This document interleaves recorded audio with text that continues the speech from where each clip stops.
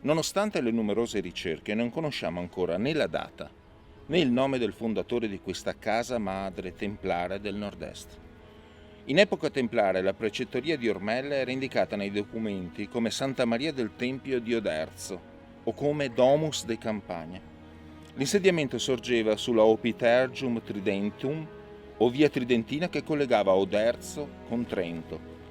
In quel tempo il fiume Lia, che lambisce l'insediamento, aveva una portata d'acqua maggiore di quella attuale, tanto da essere navigabile con barconi a fondo piatto. Avvocato Riponti, buongiorno, di nuovo la presenza templare in Veneto. Oggi dove ci troviamo? Questo è un luogo magico, nel senso più profondo e più bello del termine. È un luogo sul quale rifletto spesso. Mi capita di pensare a come doveva essere il Medioevo, l'architettura, l'urbanistica a quell'epoca e confrontare questa idea con la realtà attuale e scopro che luoghi che nel Medioevo erano importantissimi adesso sono dei minimi borghi.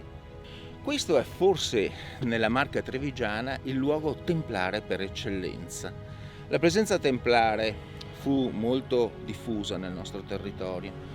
La stessa Treviso aveva 2 importanti case templari, ve ne sono disseminate praticamente in tutta la Marca, ma questo è Tempio di Ormelle.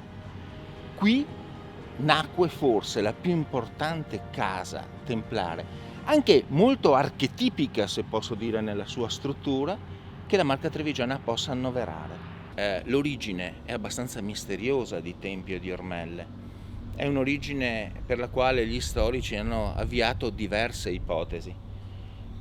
Una prima ipotesi vuole che Tempio nasca come dono all'ordine monastico militare dei Templari da parte di Ezzelino II il Balbo, che tornato dalla seconda crociata carico di gloria ottenne dal patriarca di Aquileia possedimenti nella zona di Rai, non lontana, ove è sito anche un castello estremamente misterioso e che si ipotizza anche sia collegato a questo tempio, a questa chiesa templare, attraverso un passaggio segreto frequente nelle architetture templari.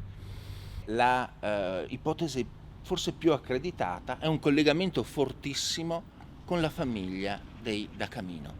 I Da Camino, adesso un borgo di 4 case, non lontano da qui, è un borgo di 4 case, in epoca medievale ha ospitato una delle più potenti famiglie della Marca trevigiana, imparentata con i Collalto, longobardi essi pure come i Collalto, e l'origine caminese secondo me è estremamente accreditabile per diversi motivi, generali e specifici.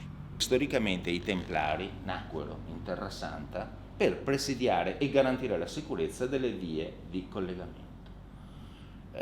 Quanto abbiamo detto in precedenza sulla collocazione di questa mansio templare è molto importante, perché fa capire che il luogo era un luogo altamente strategico.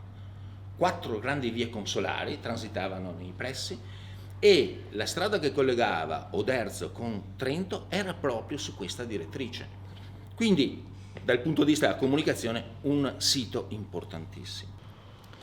V'è da dire che i Templari avevano l'attitudine di collocare dei maestri del Tempio, dei reggenti degli insediamenti, sempre in maniera proporzionata all'importanza dell'insediamento stesso. E qui ci furono dei grandi maestri templari, tutti citati nelle fonti, per esempio Fra Obizzo Magister Templi di Tempio di Ormelle, che veniva chiamato per risolvere le controversie tra comuni, chiesa, tra realtà anche private molto importanti, per la sua saggezza, per la sua importanza.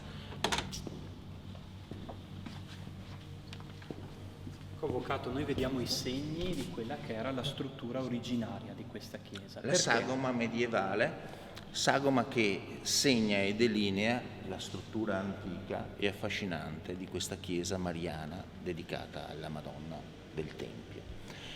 Nel 1307 si diceva i Templari purtroppo devono cedere le loro proprietà.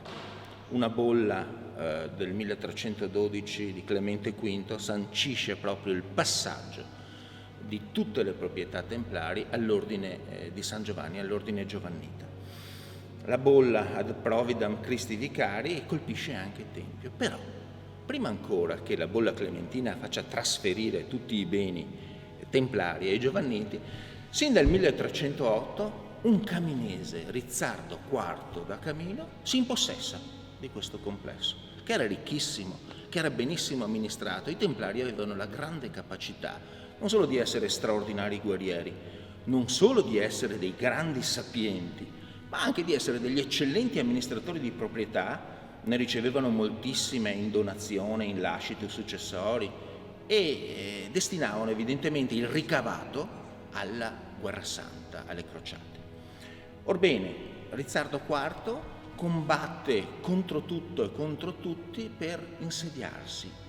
Nuovamente mi verrebbe da dire qui, perché questa è la mia tesi. Rizzardo IV, al di là del fatto che era avido di denaro e che era ambizioso, era il figlio del grande Gherardo da Camino, il capitano di Treviso per quasi 20 anni alla fine del 200, ma al di là di tutto sentiva il Tempio di Ormelle come una proprietà della famiglia che era stata data ai Templari, ma quando i Templari venivano meno in qualche misura doveva rientrare nella famiglia. In questa fase si colloca un famoso importante inventario dei beni templari del 3 marzo del 1310, se ricordo bene. Il documento, l'inventario, attesta la presenza ricchissima di volumi e di paramenti liturgici che c'era in questo tipo di casa templare, però evidentemente il volere pontificio è supremo e i da Camino devono passare questa proprietà ai giovanniti, che diventa una casa dell'ordine di San Giovanni di Gerusalemme.